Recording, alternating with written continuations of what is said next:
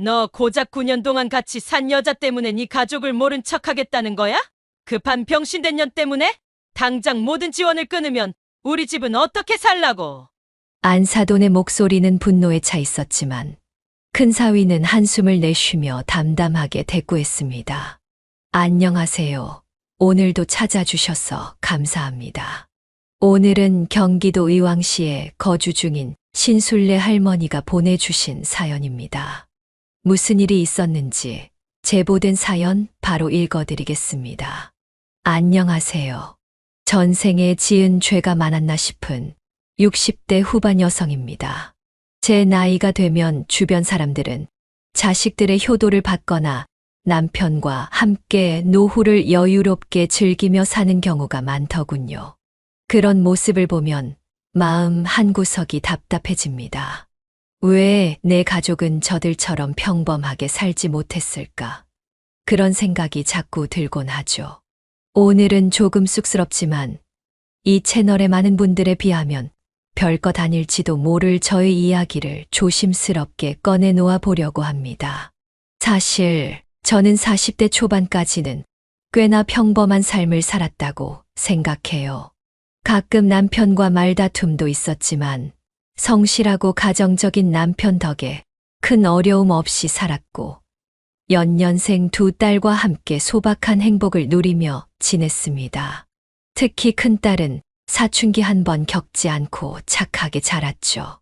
남편은 서울에서 직장 생활을 했고 저는 작은 막국수집을 운영하며 맞벌이 부부로 열심히 살았습니다. 딸들이 학교에서 점심을 해결하니 적어도 아침과 저녁만큼은 정성스럽게 집밥을 챙겨주고 싶었어요. 그래서 매일 새벽같이 일어나 딸들의 아침을 차려놓고 출근했고 남편보다 먼저 퇴근해 설거지하고 저녁을 준비했죠. 하지만 어느 날부터인가 제가 퇴근하면 설거지가 항상 되어 있는 겁니다. 처음엔 직원이 도와준 줄 알았어요. 그런데 큰딸이 초등학교 3학년이 되었을 때였죠. 설거지가 되어 있는 걸 보고 큰딸에게 물었습니다. 영주야, 이거 네가 한 거야? 응, 엄마. 엄마가 매일 일하느라 힘드니까 내가 도와주고 싶어서 했어. 요리는 아직 잘 못하지만 설거지는 할 수 있어. 나중에 요리도 배워서 엄마 밥도 해줄게. 그 말을 듣고 저는 기특하기도 했지만 마음이 짠했습니다. 저 역시 농사일을 하던 부모님 밑에서 자라 일찍부터 집안일을 도왔거든요. 그래서 내 딸들만큼은 집안일로 힘들게 하지 않고 귀하게 키우고 싶었는데 오히려 딸이 부모를 챙기기 시작하니 미안한 마음이 컸습니다. 그 뒤로 둘째 딸도 언니를 따라 집안일을 돕기 시작했어요. 저는 딸들을 말리기보다는 더 열심히 일해서 딸들에게 부족함 없이 해주겠다는 마음으로 힘을 냈습니다. 그 덕분인지 막국수집은 점점 잘 됐습니다. 큰딸이 고등학교에 입학할 무렵에는 직원까지 두고 운영할 수 있을 정도가 되었어요. 덕분에 저도 딸들의 뒷바라지를 조금 더 여유롭게 할 수 있었죠. 특히 두 딸 모두 공부를 잘해서 고등학교 시절엔 꼭 곁에서 뒷바라지를 해주고 싶었어요. 특히 큰딸은 성적이 항상 상위권이었고 학교에서도 모범생으로 소문나 있었죠. 매번 전교에서 5등 안에 들 정도로 성실했어요. 하지만 그런 제 계획은 오래 가지 않았습니다. 큰딸이 고등학교 2학년 때였어요. 남편이 퇴근길에 타고 있던 버스에서 갑자기 쓰러지고 말았습니다. 연락을 받고 황급히 병원으로 달려갔죠. 남편은 뇌졸중으로 쓰러졌고 병원에 도착했을 때는 이미 의식을 잃은 상태였어요. 그때부터 저희 가족의 평범한 일상은 무너져 내리기 시작했습니다. 식당 운영은 직원들에게 맡길 수밖에 없었고 저는 남편의 병간호에 매달렸습니다. 남편은 혼자 움직일 수도 제대로 말을 할 수도 없었어요.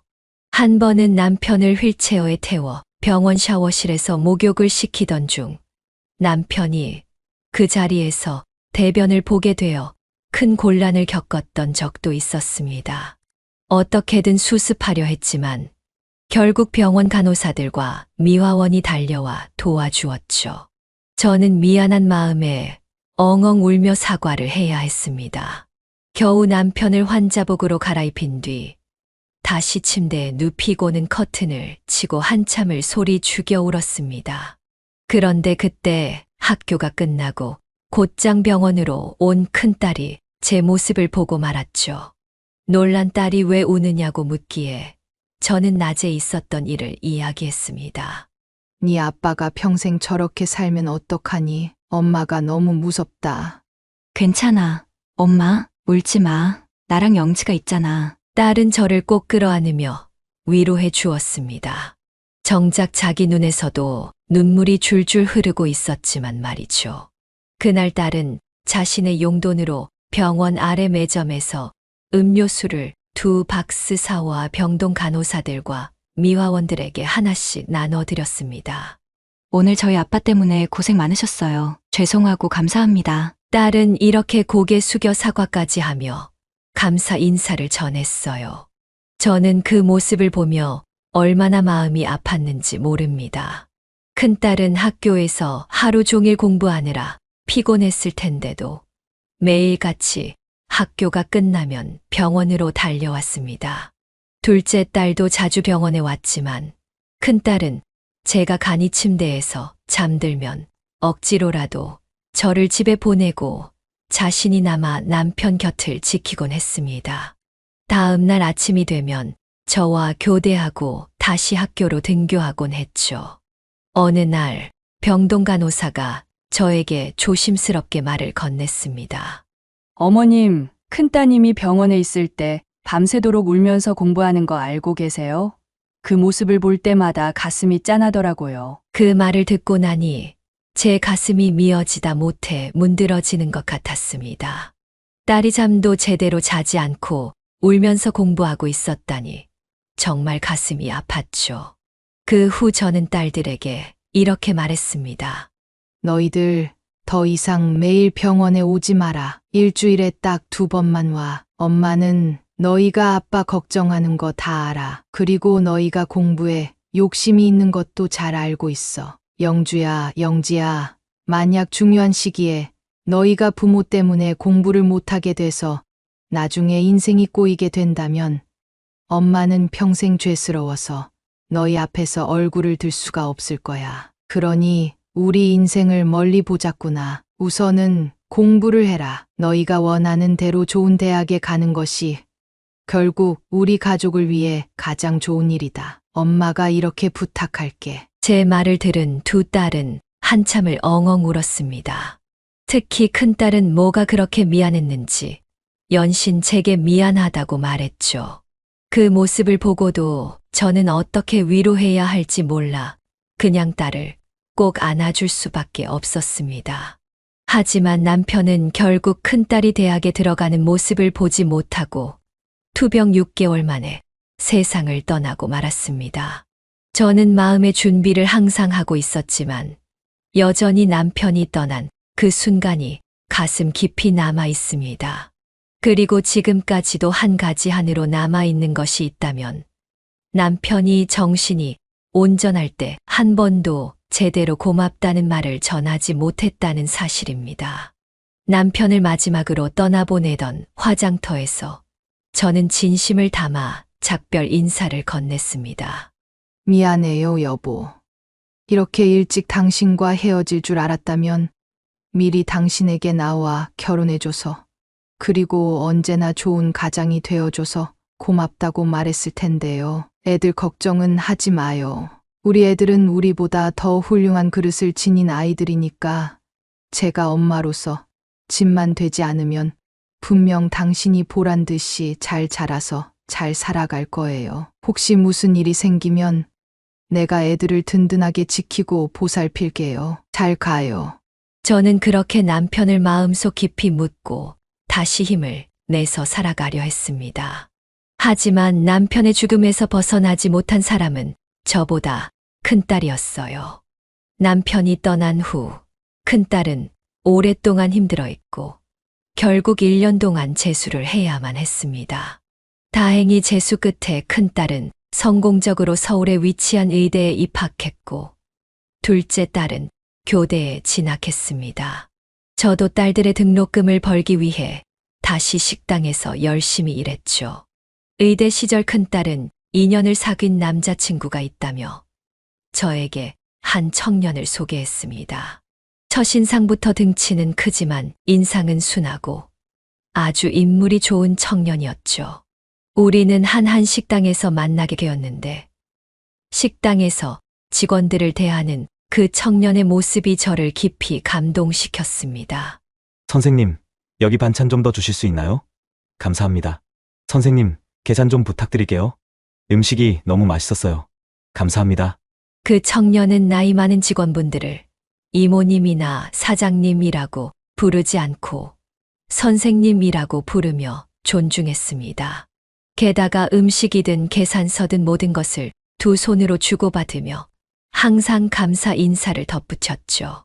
저는 식당 일을 오래 하면서 많은 손님을 봐왔지만 저렇게 예의 바르고 배려 깊은 사람은 드물었어요. 그 모습을 보고 정말 큰딸과 잘 어울리는 청년이다라는 생각이 들었습니다. 저는 두 사람이 오래도록 좋은 인연으로 이어지길 마음속으로 바라게 되었습니다. 시간이 흘러 큰딸은 피부과 전문의가 되어 강남의 한 병원에 취직했습니다. 그 모습을 보니 괜히 제 어깨가 으쓱했어요. 제가 봐도 제 딸들은 어디 내놓아도 아깝지 않을 만큼 훌륭하게 자라주었으니까요. 큰딸은 취직한 지 1년 뒤 34세에 그 오랜 시간 함께 해온 남자친구와 결혼하게 되었습니다. 당시 사위는 대기업에 다니고 있었고 두 사람은 오랜 사랑을 결실로 맺었죠. 형부 정말 대단해요. 언니가 전문의 딸 때까지 기다려준 것도 그렇지만 자기도 바쁜데 매일 도시락 싸다 주고 병원까지 데려다 주고 퇴근할 땐 태우러 오고 쉬는 날엔 엄마 가게 와서 일도 도와주고요. 심지어 언니 대신 내 대학 졸업식도 와줬잖아요. 언니, 전생에 무슨 복을 타고 나서 이런 남자랑 결혼한 거예요? 그 말은 결혼 후 온 가족이 함께 저녁 식사를 하던 자리에서 둘째 딸이 사위에게 했던 말입니다. 저도 그 말을 들으며 웃고 있었는데 사위가 세상 사람 좋은 미소를 지으며 대답하더군요. 에이, 처제. 나만 잘한 거 아니에요. 처제도 알잖아요. 언니가 얼마나 좋은 사람인지. 그 바쁜 와중에도 우리 부모님 생신이라고 선물 들고 출근 전에 잠깐 찾아뵙고 내가 아플 땐 잠도 거의 안 자면서 약이랑 죽 챙겨오고 우리 가족이 다들 얼마나 놀랐는지 몰라요. 다크서클은 턱 밑까지 내려와 있고 머리는 떡져서 누가 봐도 자기가 환자처럼 보였는데 아픈 날 챙기겠다고 달려와서 말이에요. 그때 결심했죠. 아, 이 여자랑 꼭 결혼해야겠다. 사위의 이런 말을 들으며 큰딸과 사위는 서로를 정말로 존중하며 사이좋게 지내고 있다는 걸 새삼 느낄 수 있었어요. 두 사람은 장난으로라도 상대방을 깎아내리거나 자신을 과시하는 법이 없었죠. 양가 부모님과도 친자식처럼 지내니 저 역시 아들이 한 명 더 생긴 것처럼 너무 기뻤습니다. 저희 집은 넉넉하진 않아도 그리 어렵진 않았지만 사돈댁은 조금 사정이 어려웠던 것 같아요. 아직도 낡은 빌라에 반전세로 살고 있다는 얘기를 들었거든요. 사정을 들어보니 사위의 아버지께서는 건강이 좋지 않으셔서 수입이 없었고 어머니께서는 평생 일을 해본 적이 없다고 하더군요. 사위의 여동생은 음악을 하겠다고 열심히 노력했지만 잘 되지 않아 지금은 작은 회사에 다니고 있다고 들었습니다. 철이 없긴 하지만 그래도 제 동생이니까 귀엽게 봐주고 있어요. 집에 돈은 못 보태지만 자기가 쓸 건 자기가 벌어서 쓰니까 그걸로 됐죠.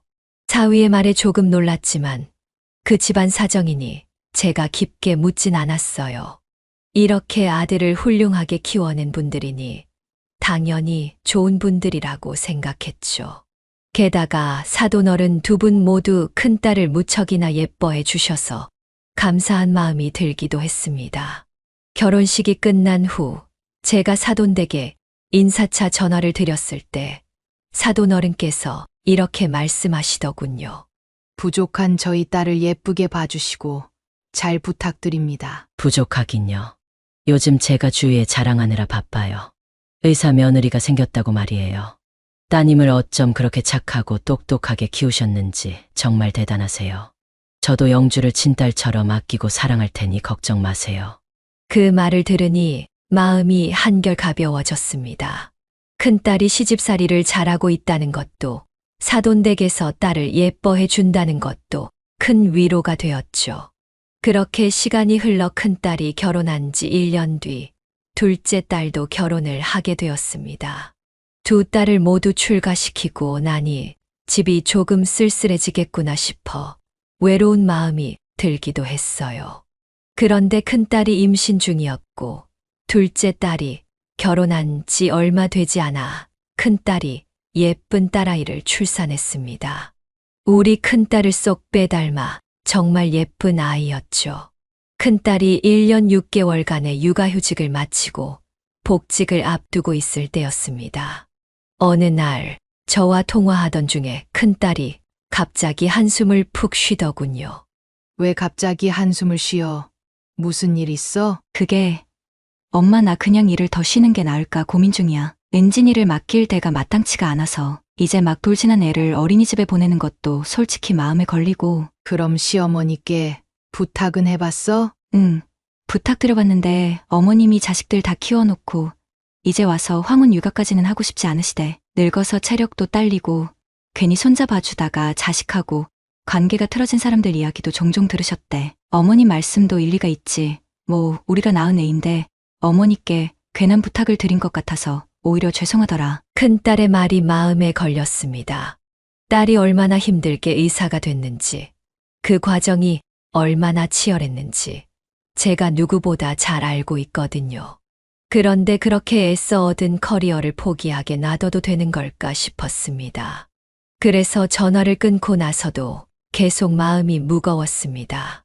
며칠 동안 생각한 끝에 결국 저는 큰 결심을 하고 큰딸 집으로 찾아갔습니다. 엄마, 웬일이야? 갑자기 무슨 일 있어? 그냥 딸 보고 싶어서 왔지. 큰딸은 오랜만에 저를 보고 기뻐했지만 저는 딸의 얼굴을 보고 한숨이 나왔습니다. 퀭한 눈과 다 늘어난 티셔츠, 머리도 제대로 못 감은 듯 헝클어져 있고 육아에 지친 얼굴이 역력했습니다. 딸이 저렇게 힘들게 사는 걸 보니 마음이 너무 아팠어요. 영주야, 엄마가 요즘 가게 일이 힘들어. 나이 들어서 그런지 몸이 예전 같지 않네. 그래서 말인데 엄마가 가게 접고 은진이를 봐주면 어떨까? 가게 팔고 그동안 모은 돈이 있으니까. 노후 자금 걱정은 안 해도 돼. 게다가 평생 일하던 내가 갑자기 아무것도 안 하고 집에 있으면 힘들 것 같아. 손녀도 돌보고 나도 소일거리 삼아서 지낼 수 있을 것 같아서. 엄마, 내가 지난번에 전화로 괜히 얘기해서 가게 접으려고 하는 거면 그러지 마. 그냥 내가 알아서 할게. 아니야.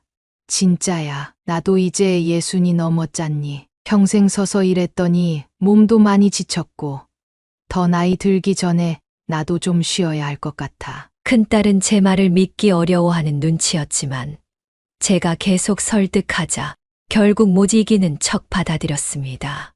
그리고 제가 아무리 받지 않겠다고 해도 큰딸과 사위는 매달 100만 원을 주겠다고 고집을 부리더군요. 사실 처음엔 200만 원을 주겠다고 했지만 제가 그렇게는 못 받겠다고 우겨서 100만 원으로 겨우 타협을 받습니다. 그렇게 해서 큰딸과 사위는 평일 아침 출근할 때 손녀를 저희 집에 맡기고 퇴근 후 다시 데리러 와서 저녁을 함께 먹곤 했습니다. 제가 손녀를 돌보는 동안 저녁 준비를 해놓고 식사를 마친 후에야 딸과 사위는 손녀를 데리고 집으로 돌아갔어요.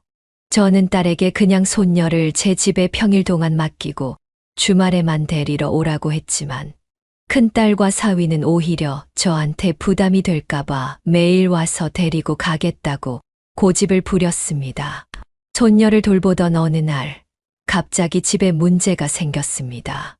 윗집에서 누수가 발생해 천장에서 물이 스며들어왔고 결국 누수 공사를 해야 한다는 통보를 받았죠. 공사 소음과 먼지 때문에 저는 손녀를 데리고 큰딸 집에서 이틀간 머물게 되었습니다. 어느 날 거실에서 손녀 기저귀를 갈아주고 있는데 갑자기 큰딸 집 현관문이 열리는 소리가 들렸습니다. 처음에는 큰딸이나 사위가 잠시 집에 무슨 일로 들른 건가 싶었어요. 하지만 문을 열고 들어온 사람은 전혀 예상치 못한 인물이었죠. 안녕하세요? 그 사람은 바로 사위의 여동생, 그러니까 사돈 처녀였습니다. 당황스러웠어요. 사돈 처녀가 온다는 이야기는 전혀 듣지 못했거든요. 사돈 처녀 역시 당황한 기색이 역력했습니다. 그 말인즉슨 아무런 연락도 없이 멋대로 집에 들어왔다는 이야기였죠. 저는 떨떠름한 표정을 숨기고 조심스럽게 물었습니다. 무슨 일이세요? 사돈 처녀는 마치 죄를 짓다 들킨 사람처럼 우물쭈물하며 말을 더듬더군요. 그냥 좀 뭐 좀 가지러 왔어요. 잠시 방에 들어갔다가 금방 나갈게요. 그러더니 사돈 처녀는 안방으로 들어가 뭔가를 한참 뒤적거리다가 인사를 제대로 하지도 않고 황급히 나가버렸습니다. 저는 그 상황이 이해되지 않았지만 그저 묵묵히 넘어갔죠. 그리고 저녁에 큰딸 부부에게 낮에 있었던 일을 이야기해 주었어요.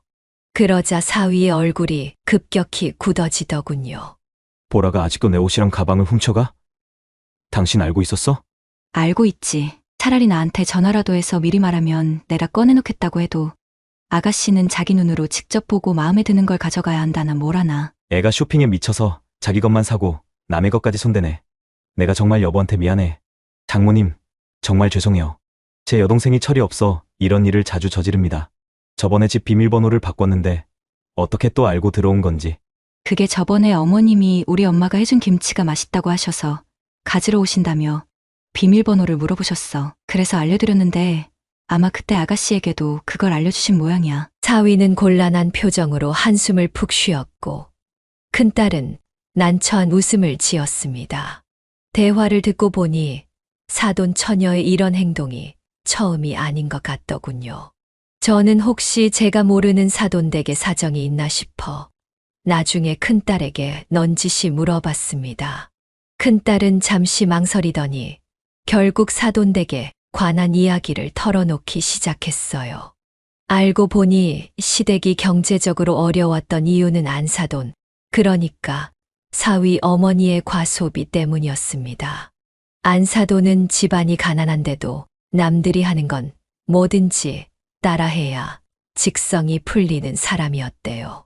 가전제품도 꼭 남들이 산 것처럼 크고 좋은 걸로 사야 했고, 여행지나 맛집도 남들이 가봤다고 하면 무조건 가봐야 하고요. 그 영향을 그대로 받은 사람이 사돈 처녀였죠. 문제는 그 모든 소비를 충당할 돈이 없었다는 겁니다.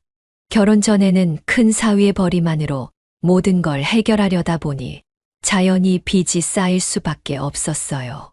결혼 후 알게 된 사실인데 과소비로 인해 생긴 빚이 무려 4천만 원이나 있었더라고요. 더 충격적인 건 그 빚이 안사돈이 몰래 은행에서 대출받아 쓴 돈이었다는 거였어요. 큰 사위조차 결혼 전엔 그 사실을 전혀 몰랐던 거죠. 큰딸이 그런 사정을 털어놓으며 말하더군요. 남편이 나한테 미안하다고 했을 때 얼마나 마음이 아프던지. 근데 그게 남편 잘못은 아니잖아. 어머님이 매달 대출금 못 갚으면 자기 신용불량자 된다고 난리치셔서 결국 우리가 대출받아서 그 돈을 갚았어. 우리 벌이가 합치면 그 정도는 금방 갚을 수 있을 거라 생각했지. 지금도 매달 월세랑 공과금, 휴대폰비까지 내드리고 용돈으로 150만 원씩 드리고 있어. 너희도 아직 자리 잡느라 힘들 텐데 너무 많은 돈을 쓰는 거 아니니? 그래도 어머님이 아프신 아버지 돌보시면서 자식 둘이나 키우느라 얼마나 힘드셨겠어. 내가 지금 남편을 이렇게 훌륭하게 키워주신 것만으로도 감사해야지. 그 마음으로 드리는 거야. 그 말을 들으니 한숨이 절로 나왔어요. 처음에 사돈댁에서 우리 딸을 예뻐해 준다고 좋아했던 게 잘못된 생각이었구나 싶었죠. 하지만 이미 큰딸은 결혼했고 사돈댁과도 이제는 한 가족이 되었으니 어쩌겠어요. 게다가 착한 사위가 더 안쓰럽게 느껴지기도 해서 그저 딸 부부가 알아서 잘하겠거니 하며 사돈댁 일은 신경 쓰지 않기로 했어요. 대신 저는 큰딸 부부가 매달 주던 100만 원을 더는 받지 않겠다고 선언했죠. 계속 돈을 주려는 큰 사위에게 이렇게 말했습니다. 지금은 내가 넉넉해서 괜찮아. 나중에 정말 필요할 때 그때 도와주면 돼. 지금은 그냥 일 열심히 하면서 우리 서로 힘내자. 물론 돈을 돌려받을 생각은 없었지만 제가 이렇게 단호하게 말하니 큰 사위도 결국 울상을 짓고 포기하더군요. 시간은 빠르게 흘러 갓난아기였던 손녀가 벌써 7살이 되었습니다. 저와 워낙부터 지내다 보니 손녀는 저를 마치 등딱지처럼 졸졸 따라다녔죠. 심지어 주말이 되면 외할머니와 떨어지지 않겠다고 고집을 피우는 통에 큰딸 부부는 주말을 저희 집에서 보내거나 제가 큰딸 집에 가서 시간을 보내기도 했어요. 그러던 어느 날 제 인생에서 가장 불행했던 그날이 찾아왔습니다. 그날은 평소와 다르지 않았습니다. 손녀와 놀러 온 둘째 딸과 함께 우리 집에서 점심을 먹고 있었죠.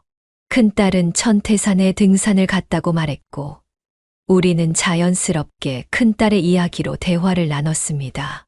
언니는 또 천태산 갔다면서? 진짜 등산에 빠졌나 봐요. 그래. 원래 네 형부도 같이 가려 했는데 오늘 회사에 출근해야 해서 혼자 동호회 사람들과 갔대. 형부가 바빴구나. 그래도 언니는 잘 다녀올 거예요. 그나저나 은진이는 내가 돌보고 있으니 언니 걱정 말라고 해줘요. 큰딸은 의사로서의 삶이 늘 스트레스를 동반했죠. 그래서 한 달에 한 번쯤 산을 오르며 몸과 마음을 회복하곤 했습니다. 의사로서 환자들과 부딪히며 받은 상처들도 산을 타고 맑은 공기를 마시며 깨끗이 씻겨 내려간다고 말했어요. 등산을 좋아하는 이유도 그랬습니다. 그 모습을 보며 저는 늘 큰딸의 등산 취미를 지지해 주었어요. 산이 주는 위로와 회복의 시간이 딸에게 좋은 영향을 미친다고 생각했기 때문입니다. 그렇게 이야기하고 있던 중 큰딸에게서 영상통화가 걸려왔습니다. 저는 전화를 받아 천태산의 풍경을 카메라로 비추는 큰딸의 밝은 얼굴을 마주했습니다. 엄마, 천태산 너무 좋아. 다음엔 꼭 엄마도 같이 와. 아이고 내가 어떻게 가니? 무릎이 이젠 그 정도는 안 된단다. 너나 마음껏 즐기고 와라. 내 목까지 공기 많이 마셔. 큰딸은 손녀를 보고 싶어 화면을 넘겼고 손녀는 화면 속에서 해맑게 웃으며 큰딸에게 손을 흔들었습니다. 은진아, 할머니랑 잘 놀고 있어? 외할머니한테 너무 귀찮게 하지 말고 착하게 있어야 해. 엄마, 금방 내려갈게. 우리는 그렇게 통화를 끝냈고 큰딸은 저녁에 내려와 맛있는 음식도 사오고 용돈도 주겠다고 약속했죠. 저는 그저 딸이 무사히 돌아오길 기다리며 그날 오후를 보냈습니다. 둘째 딸 부부와도 화기애애하게 시간을 보내며 큰딸이 저녁에 돌아오면 온 가족이 함께 저녁 식사를 할 계획이었죠. 하지만 그 통화가 마지막이 될 줄은 전혀 몰랐습니다. 큰딸의 쾌활한 모습과 건강한 목소리는 그날 점심이 마지막이었어요. 큰딸은 그날 저녁 우리가 기대하던 대로 돌아오지 않았습니다. 저녁 무렵 갑작스럽게 병원에서 전화가 걸려왔습니다. 등산 중 사고가 있었다며 큰딸이 병원으로 이송되었다는 소식이었죠. 심장이 내려앉는 것 같은 충격과 불안에 휩싸여 저는 급히 병원으로 달려갔습니다. 내가 도착한 곳은 다름 아닌 중환자실이었습니다. 중환자실 안에 누워있는 큰딸을 보자 그 순간부터 모든 것이 무너지는 듯 했습니다. 사고는 등산 도중 일어났다고 했습니다. 큰딸은 산 정상 근처에서 사진을 찍으려고 커다란 바위에 기대려다 그만 손이 미끄러졌다고 했어요. 그 결과 큰딸은 비탈길로 넘어져 한참을 굴렀고 그 충격으로 인해 크게 다쳤습니다. 함께 있던 동호회 회원들이 큰딸을 부축하며 긴급 구조를 요청했고 헬기로 병원에 이송되었지만 이미 그녀의 몸은 심각한 부상을 입은 상태였습니다. 의사들은 긴 시간의 대수술 끝에 다행히 목숨은 구할 수 있었습니다.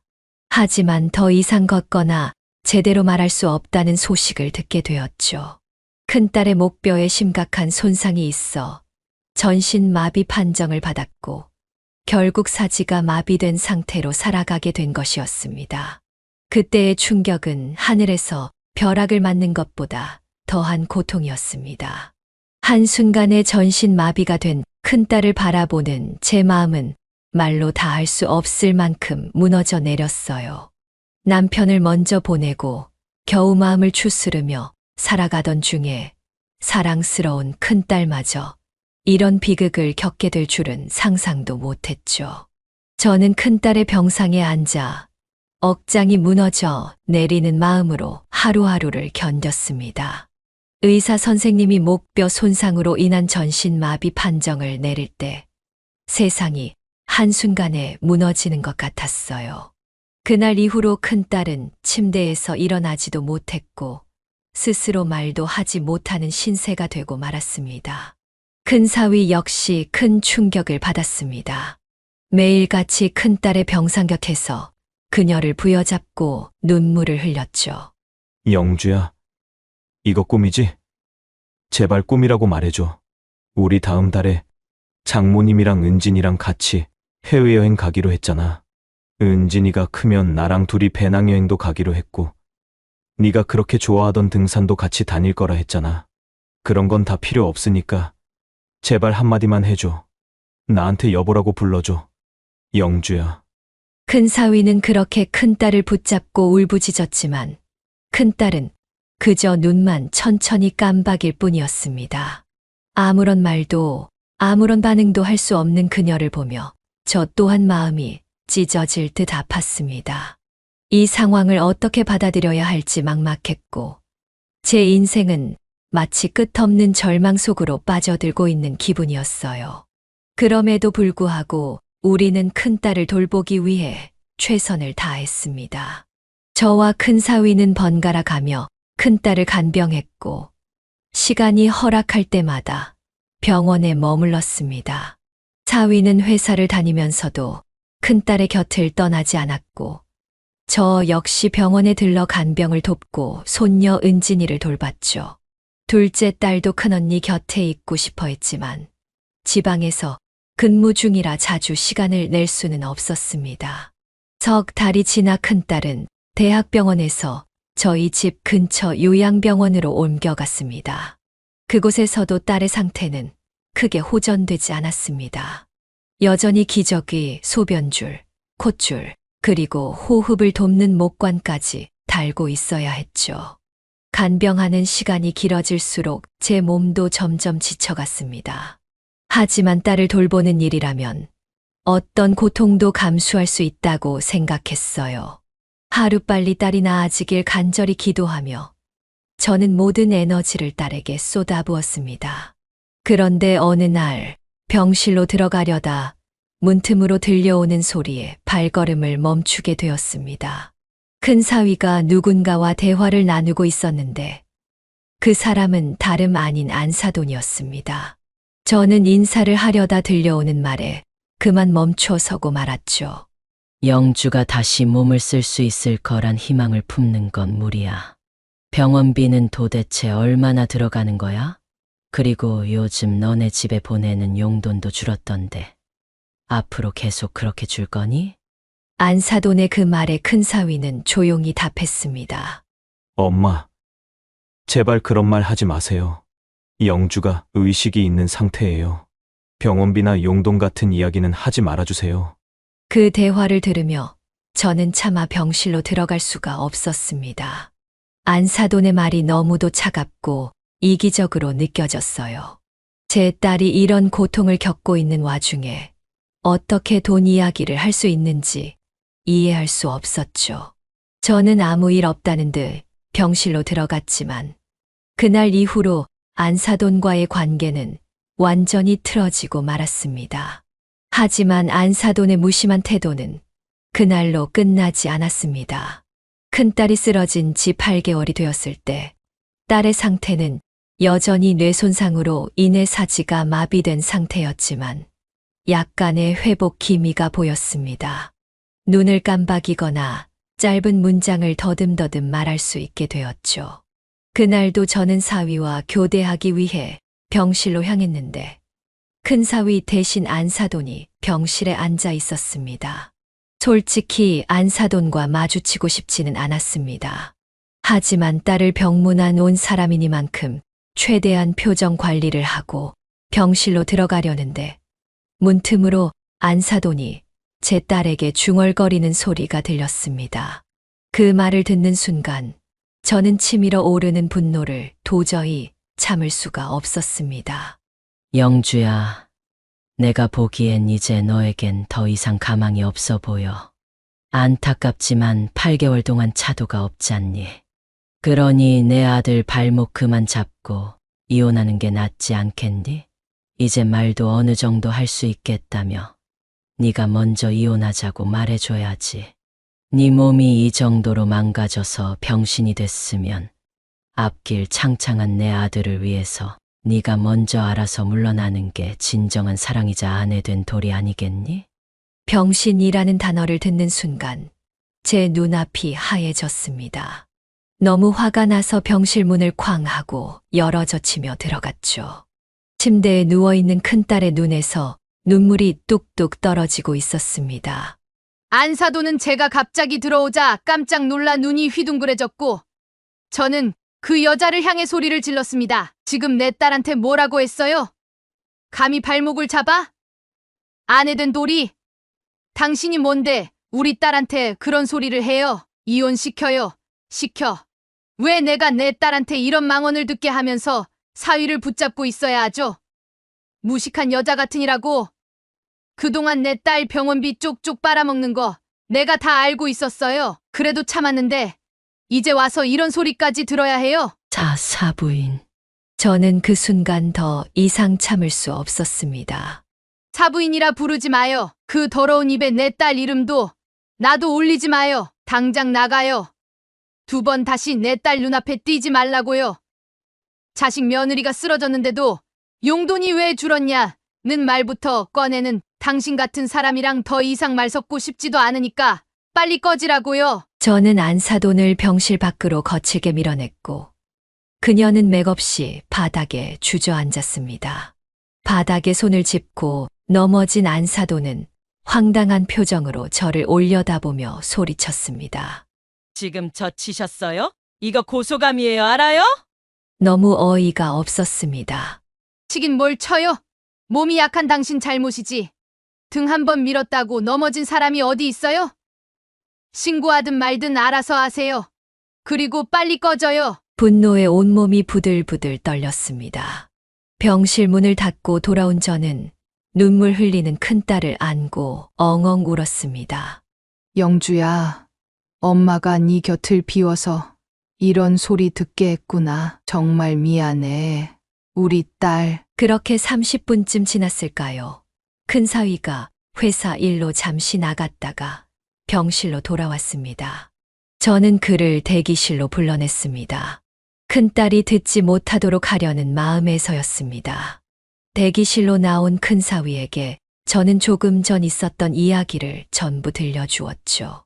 큰 사위는 제 말을 들은 뒤 얼굴에 화를 억누르지 못하며 분노로 얼굴이 일그러졌습니다. 저는 당장 자기 어머니에게 따지겠다는 큰 사위를 진정시키며 차분하게 말했습니다. 한서방, 아까 내가 너무 화가 나서 그랬지만 자네 어머니 말이 전부 틀린 건 아닌 것 같네. 그동안 난 영주한테만 정신이 팔려서 미처 자네 생각은 하지 못했어. 자네 말처럼 자네는 아직 젊고 앞날이 창창하지 않은가. 그러니 우리 영주는 나한테 맡기고 자네도 자네 인생을 찾아보는 게 어떻겠나. 내가 자네가 영주와 이혼한다고 해도 원망도 서운함도 느끼지 않을 거야. 8개월 동안 자네도 할 만큼 했다는 걸 내가 누구보다 잘 알고 있어. 제 말에 큰 사위는 정말 놀란 표정으로 저를 바라보더니 단호하게 대답했습니다. 장모님, 제발 그런 말씀하지 마세요. 오히려 그런 말씀을 들으니 제가 더 서운해요. 제가 영주랑 언제부터 함께 했는지 아시잖아요. 영주가 저 없으면 안 되는 게 아니라 제가 영주 없으면 안 돼요. 그러니까 제발 그런 말씀하지 마세요. 부탁드립니다. 그 말에 저는 가슴이 먹먹해졌습니다. 미안함과 고마움이 동시에 밀려왔습니다. 큰 사위가 제 손을 잡고 진심으로 말할 때 그의 떨리는 목소리가 얼마나 간절한지 느낄 수 있었습니다. 눈물이 핑 돌았지만 꾹 참고 고개를 끄덕였습니다. 큰 사위는 제 손을 꼭 잡고 다짐하듯 말했습니다. 장모님, 정말 죄송합니다. 어머니를 다시는 병원에 오지 못하게 할게요. 2번 다시 영주에게 상처 주는 일 없도록 제가 확실히 막겠습니다. 그의 말에 저는 안도하는 마음이 들었지만 동시에 안사돈이 과연 그렇게 쉽게 포기할지 의문이 들었습니다. 그리고 그 의문은 얼마 지나지 않아 현실이 되어버렸습니다. 겨우 2주가 지나기도 전에 안사돈은 또다시 큰딸을 찾아왔습니다. 이번에도 제가 자리를 비운 사이였고 병실에 들어가 보니 큰딸의 얼굴은 또다시 눈물로 범벅이 되어 있었습니다. 제가 병실로 들어가자마자 안사돈은 서둘러 자리를 뜨더군요. 마치 제가 또 소리를 지르며 쫓아낼까봐 겁이 난 것처럼요. 놀란 마음에 저는 큰딸 곁으로 달려갔습니다. 영주야, 또 그 여자가 와서 뭐라고 한 거야? 왜 또 울고 있어? 울지 마, 우리 딸. 큰딸은 너무 속상한지 말조차 하지 못하고 눈물만 줄줄 흘렸습니다. 저는 딸의 눈물을 닦아주며 마음이 찢어지는 것 같았습니다. 그러는 와중에 뒤늦게 병실로 돌아온 큰사위가 이 광경을 보고 깜짝 놀라며 물었습니다. 장모님, 누가 왔었나요? 자네 어머니가 우리 없는 사이 또 와서 영주한테 뭐라고 했는지 내가 들어가자마자 도망을 가더라고. 자네 분명히 어머니 못 오게 한다고 하지 않았나? 큰사위는 그 말에 한참 동안 기가 막힌 표정을 지으며 말을 잇지 못하다가 이내 눈물을 뚝뚝 흘리는 큰딸을 보며 크게 한숨을 쉬었습니다. 그는 그 자리에서 곧바로 안사돈에게 전화를 걸었습니다.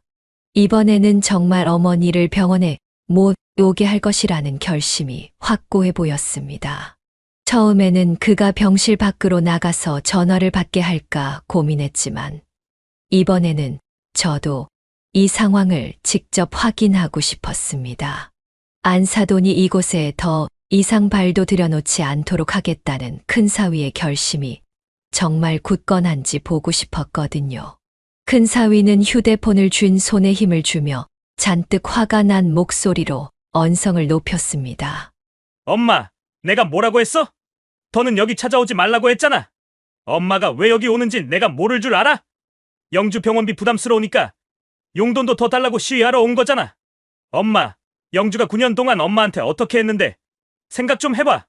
엄마 사치 부리느라 집에 들어가는 돈 영주가 한 번도 불평하지 않고 다 챙겨줬다고. 우리 부모니까 감사하는 마음으로 드려야 한다며. 심지어 엄마가 나 몰래 영주한테 돈 요구했던 것도 다 알고 있었어. 그런데 영주한테 염치가 없어서 내가 그걸 알고 있다고 말도 못했어. 엄마, 세상에 이런 며느리가 또 어디 있냐고.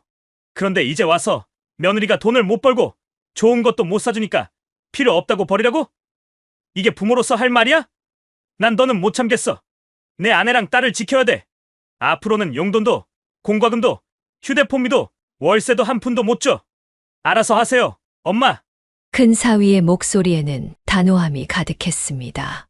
하지만 안사돈의 목소리도 점점 높아지더군요.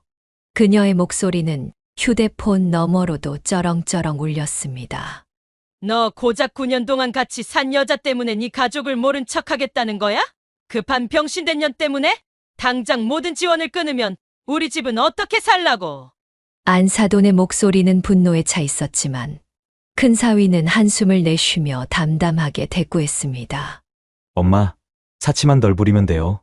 엄마랑 보라가 나가서 일하면 그 정도 돈은 충분히 벌 수 있어.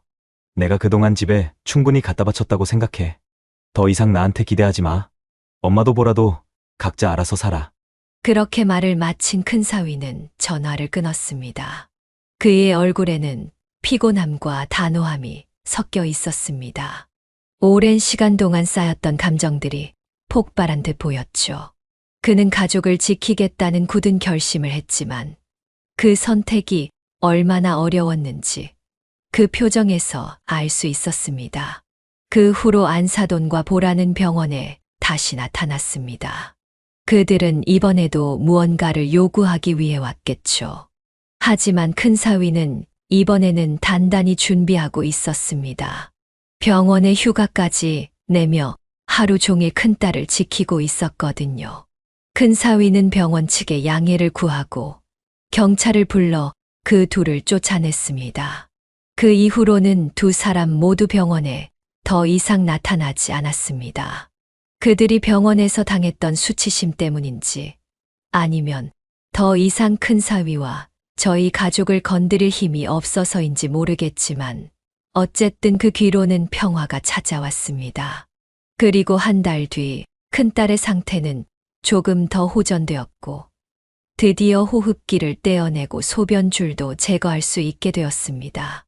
딸의 상태가 조금씩 나아지자 큰 사위는 저와 상의한 후 큰딸의 퇴원을 결정했습니다. 장모님, 이제 영주를 집으로 데려가서 제가 직접 간병하려고 해요. 병원에 계속 두는 것도 영주한테는 너무 답답할 것 같고 언제 또 저희 엄마가 찾아올지도 모르잖아요. 더는 병원에 있는 게 맞지 않는 것 같아요. 장모님도 이제 좀 쉬셔야죠. 제가 영주를 잘 돌볼게요. 큰 사위의 말에 저는 눈물이 핑 돌았습니다. 자신의 모든 것을 내려놓고 아픈 아내를 위해 살겠다는 결단을 내린 큰 사위가 너무나도 고마웠습니다. 큰딸이 이런 남편을 만난 덕에 앞으로의 길도 힘들겠지만 잘 이겨낼 수 있을 것이라는 믿음이 생겼습니다. 그렇게 제 딸이 퇴원하는 날, 큰 사위는 끝내 자신의 친가와의 인연을 끊기로 결심했습니다. 제가 그럴 필요까지는 없다며 만류했지만 큰 사위는 단호한 태도를 보였어요. 장모님, 미안해하실 필요 없어요. 저는 그저 제가 꾸린 가족과 제 원래 가족 중 하나를 선택했을 뿐이에요.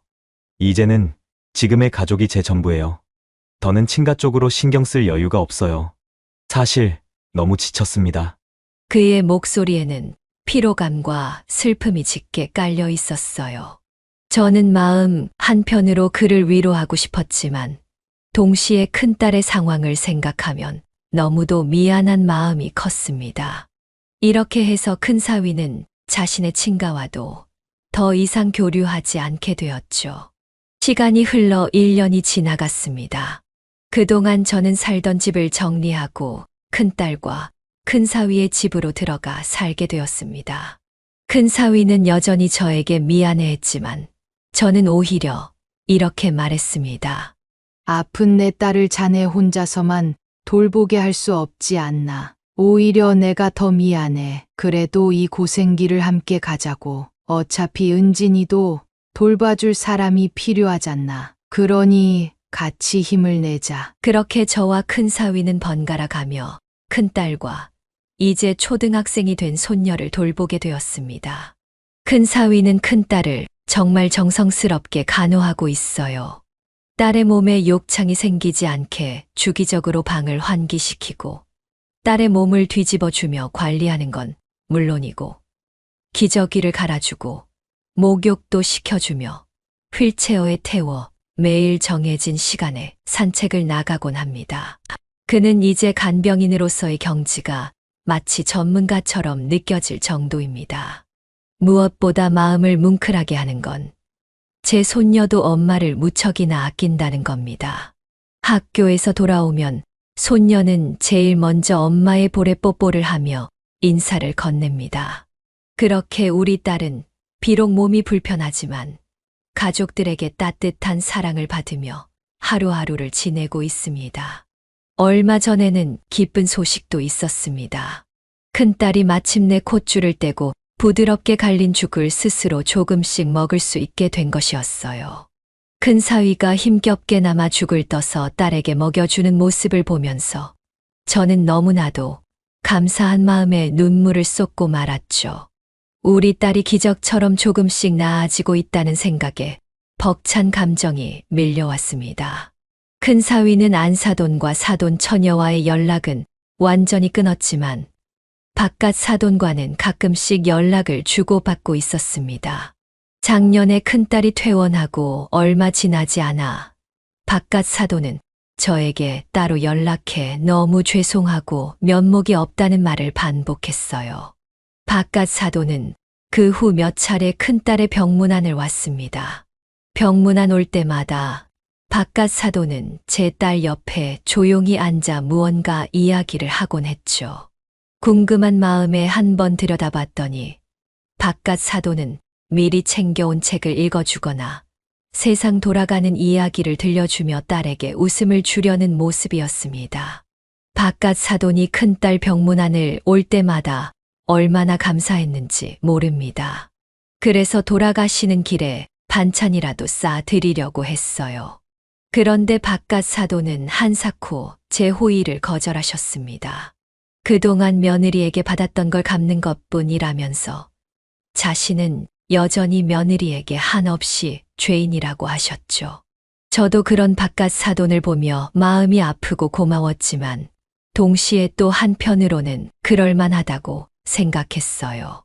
그분도 결국 사위와 며느리에게 잘해주지 못한 미안함이 큰 거겠죠. 바깥 사돈의 이야기를 들어보니 안사돈과 사돈 처녀는 현재 각각 식당 일과 카페 아르바이트를 하며 생계를 이어가고 있다고 합니다. 더 이상 돈을 대줄 장남, 즉 큰 사위가 사라졌으니 그들도 어쩔 수 없이 직접 돈을 벌어야만 하는 상황이 된 것이죠.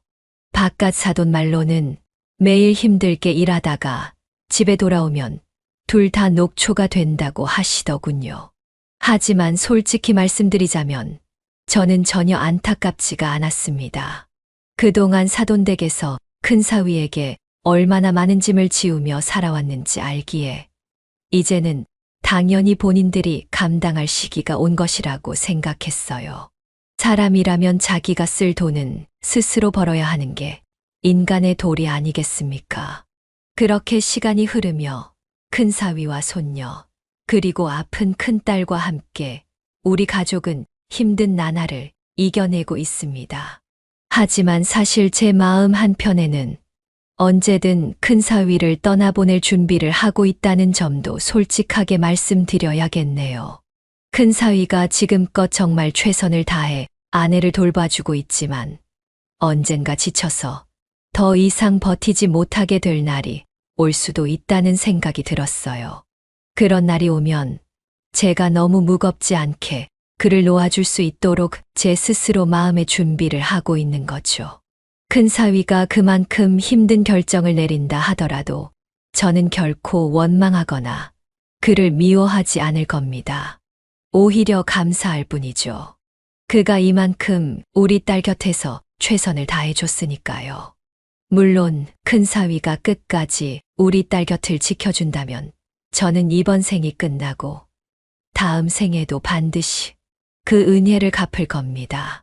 제 딸을 위해 헌신하고 아내로서의 역할을 대신해준 그에게 너무나도 큰 빚을 진 마음입니다. 요즘 저는 큰딸을 재우며 큰 사위와 함께 이 채널의 사연을 듣곤 합니다. 사연을 듣다 보면 어쩌면 저희 이야기도 많은 분들에게 조금이나마 위로가 될 수 있지 않을까 하는 생각이 들었습니다. 그래서 이렇게 사연을 보내게 되었죠.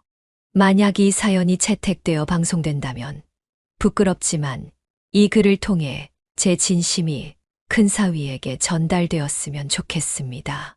한서방, 나는 무뚝뚝하고 말수가 적은 사람이라서 평소에 자네에게 고맙다는 말을 자주 하지 못했네만 내 진심은 항상 자네에게 미안하고 고마워하고 있네.